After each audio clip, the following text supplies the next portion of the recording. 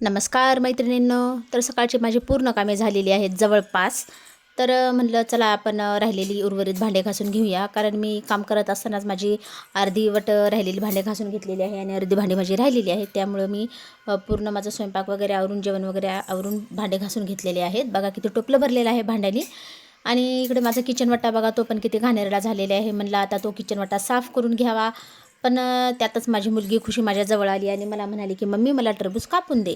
मग मी तिला पटकन टरबूज कापून दिलं, म्हणजे मला मोकळं काम करायला होतं म्हणून. आणि ते मस्तपैकी टरबूज खात बसली. मग लवकर लवकर मी किचन वाटा पण आवरून घेतलेला आहे, कारण कसं एकदा किचन आवरून घेतलं ना तर दिवसभर आपल्याला पण मोकळं असतं. त्यामुळे मी लवकर लवकर किचन वगैरे आवरून घेतलेलं आहे. त्यातच माझं लगेचच एक फ्लिपकार्टवरून पार्सल आलेलं आहे. माझ्या मुलीसाठी मी एक फ्रॉक मागवलेला होता मित्रांनो. त्याचा मी काही फोटो काढलेला नाही, पण तो फ्रॉक मला अजिबात आवडलेला नाही, म्हणून तो फ्रॉक मी रिटर्न करणार आहे. त्याचा फोटो वगैरे पण मी काढलेला नाही बरं का मित्रांनो. आणि 10 दिवसाची रिटर्न पॉलिसी आहे, त्यामुळे मला काही टेन्शन नाही.